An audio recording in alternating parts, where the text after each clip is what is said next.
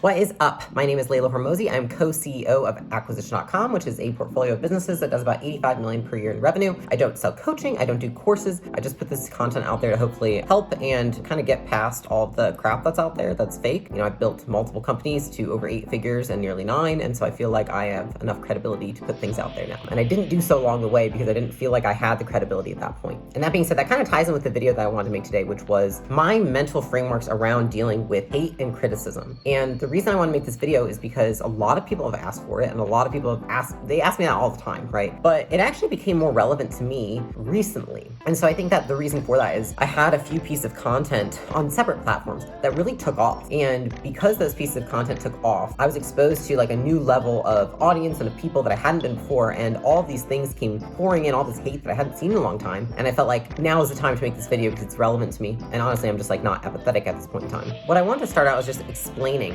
what the 3 mental frameworks are and how I apply them to dealing with criticism and hate. Because here's the reality, is that like, if you want to do big shit in life, people are gonna fucking hate you.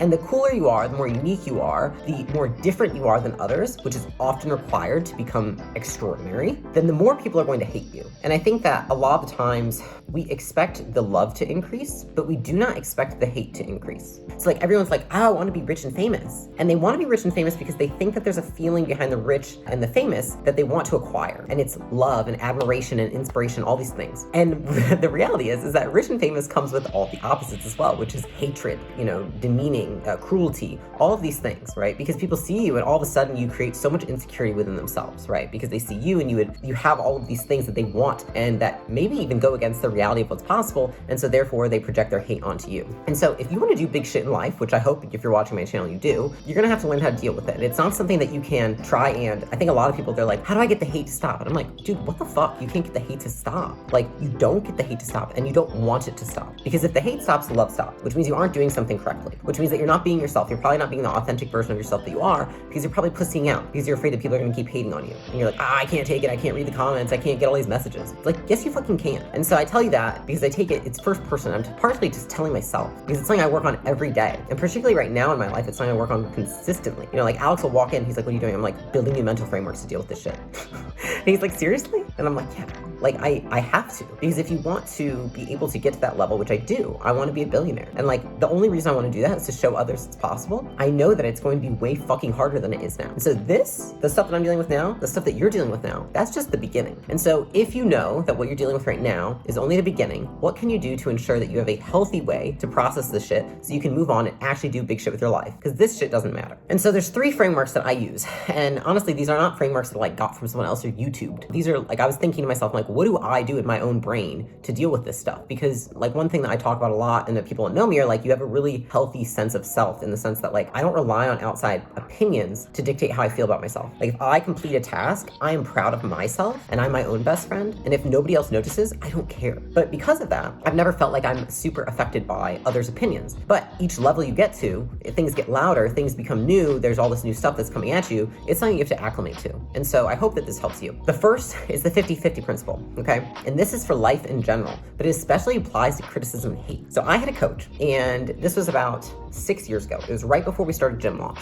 The coach was like, he started talking about success and what the price of success is. And I said, well, okay, what is success, right? And he's like, success is love, and it's love and admiration from others and all these things. And he said, the price of love is hate. And at that point in time, I'd never really had a ton of hate from people, like maybe from like my hometown and like people who knew me and whatever, but not like real hate. And I was like, ooh, that like rings really true. That makes sense to me. And I was like, why? He's like, well, the more people that love you, the more people that hate you. It's the 50-50 rule of life. Everything is 50-50. To everything that is good, there is something that is bad, right? For every person who something is good for them, to somebody else it is bad for them. And so I think that was something that really got me through, I want to say it was 2019. Actually, which was when we started Gym Launch in 2016, and everything was going hunky-dory until 2019 when the cost of Facebook ads was becoming so high that people in our community literally started to turn on us. And they're like, this is fucking insane. Like, you aren't doing your job. The cost of these ads is too high. And Alex and I are like, dude, like, we know know, that's, and like, you all watching this, I'm sure you know, you're like, that's how platforms work. They get more expensive over time. But if people have never used a platform before, and if they're just now using it with your company, then they expect that you should keep those costs low at all times. And over the years, as it continued to rise and we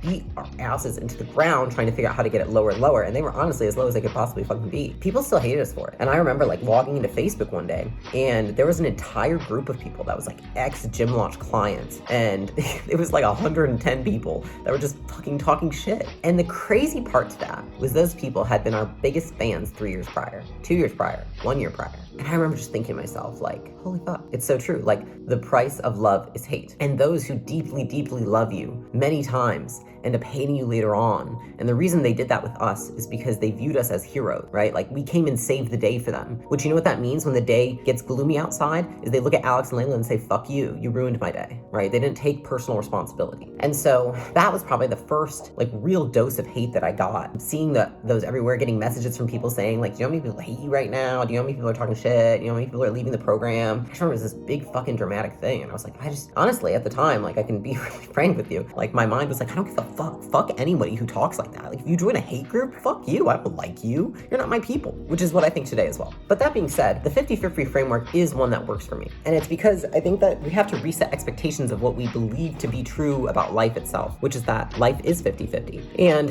there's nothing you can do to change that. And I think that expecting that if you do good, you will only receive good, and that life is fair, and that if you are only trying to help people, people should be nice to you. None of those things are true. We would like them to be true, but they're not true. And I think that what causes us so much pain, and what used to cause me a lot of pain, is just thinking like, if I'm just trying to help, and if I'm really fucking doing my best, then why would people hate me? People hate you because of themselves, not because of you. It took me too long to understand that. Now, the second framework that I use when I'm confronted with something like this is really just curiosity over criticism. Like the first automatic reaction that we all get when someone says something really shitty about us, right? Is like you look at them and you're like, you piece of shit, scumbag, go die, right? Or at least that's what I think. Like if I'm being really frank, that's like my animal brain. It's like, it looks at you and it's like, fuck you, I'm gonna kill you. Or like, fuck you, I'm gonna be so good, I'm gonna leave you so far in the dust and you're gonna eat your fucking words. That's what I think, right? That's the immediate reaction I have. Like I'm human, I'm not like better than this. But within 5 seconds, I can change it to curiosity. And the curiosity is, why would this person hate me so dearly? What kind of life situation is this person in that they have so much hate toward me? And then I honestly try and understand it. The first time I ever had to really use this was Alex and I were hosting an event, and we actually got a death threat. And it was in a letter form and then also through social media. And that person was saying that they were going to come to our event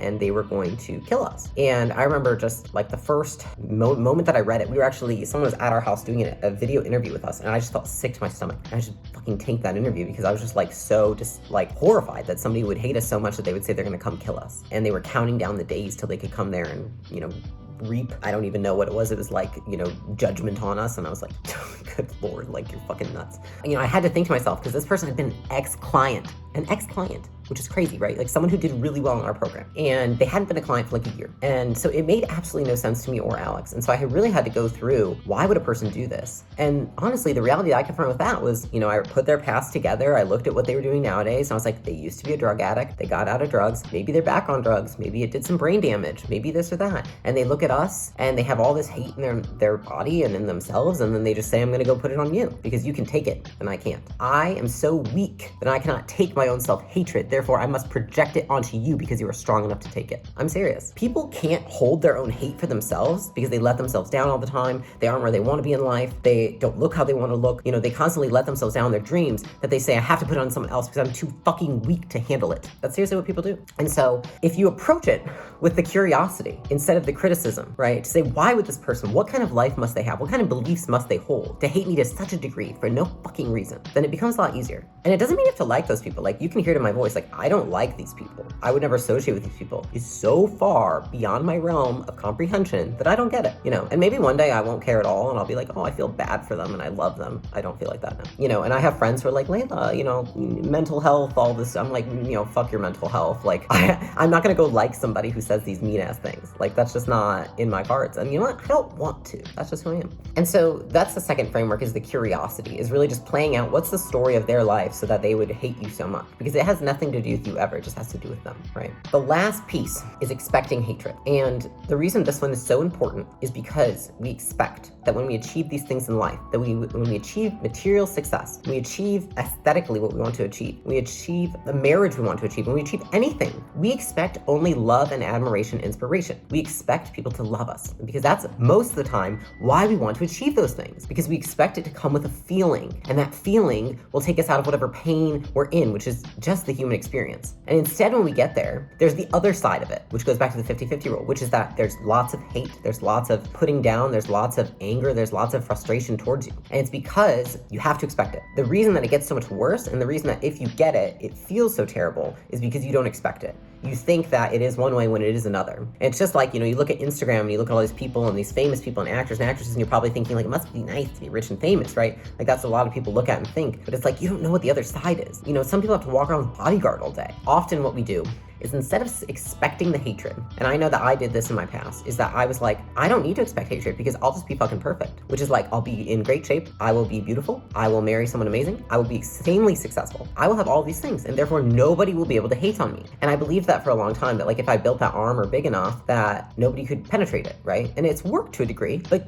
here's the thing. People who want to hate and who cannot bear it themselves will always find something to hate on. It's the same with any artist out there, right? You always want to pick the one little flaw about them and extrapolate it and blow it into this huge thing. And so to think that by being perfect in your mind, in all these areas of life, that you're not going to get the hate, it's not true. So instead you need to expect the hate. And anytime you achieve something, anytime you achieve success, anytime you get to the next level, don't just picture what the good is going to look like. Picture what the bad is going to look like. And then ask yourself how you're going to handle it. And I think that has been probably my number one framework, is to absolutely expect it. Like if I post a piece of content that I think is fucking awesome, I'm going to expect that people fucking hate it, because people want to hate me just because they want to hate me, because they have nowhere else to put their hate. And so remember that no matter what you do, you have to be able to expect the hate. No matter how good the thing you do is, no matter how great you are, you have to expect the hate, because how good you are has nothing to do with how much people hate you. And in fact, what you'll probably find is that the better you are, the more unique you are, the louder you are, the more true to yourself you are, the more people will hate you. And you feel like you're doing right and that you should have more love, but in reality is you have both love and hate. You're just focusing on the wrong one.